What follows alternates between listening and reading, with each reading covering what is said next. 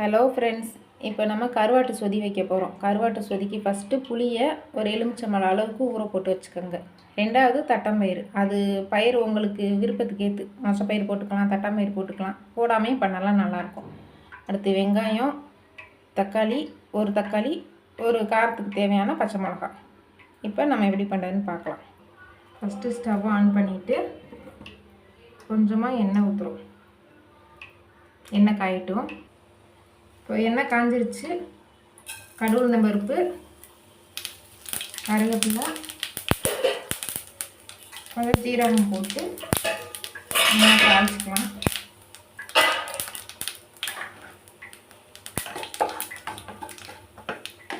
அடுத்து பயிரை போட்டு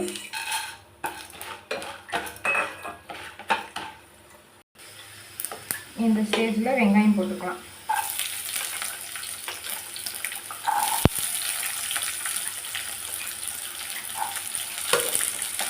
வெங்காயம் போட்டு நல்லா வதங்கணும்.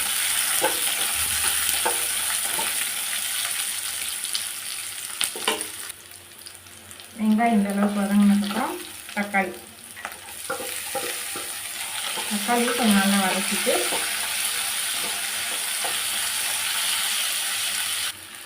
தக்காளி நல்லா வதங்கிடுச்சு.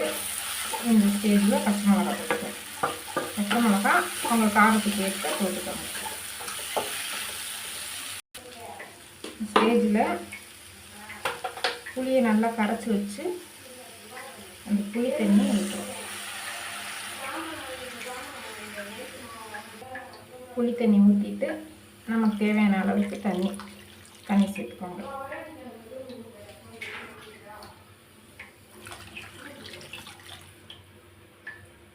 இது ஒரு கொதி வந்ததுக்கப்புறம் நம்ம கருவாடு போட போகிறோம்.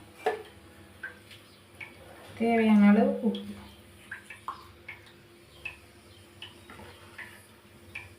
இது ஒரு 10 நிமிஷம் மூடி வச்சுருங்க. கொஞ்சம் கொதி வரவும் கருவாடு போட்டுக்கலாம். இப்போது இந்த கருவாடை க்ளீன் பண்ணி எடுத்துக்கிறலாம். இப்போது கருவாடை நம்ம க்ளீன் பண்ணி எடுத்தாச்சு. இதை குழம்பு கொதிக்கவும் உள்ளே போட்டுருவோம். குழம்பு நல்லா கொதிக்குது. இந்த ஸ்டேஜில் நம்ம கருவாடை போட்டுருவோம்.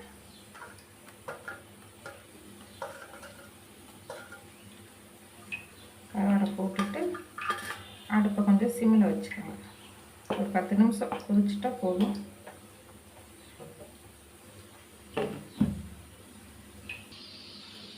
அப்பப்போ எடுத்து லைட்டாக கிளறி விட்டுக்கிட்டு இருக்கலாம்.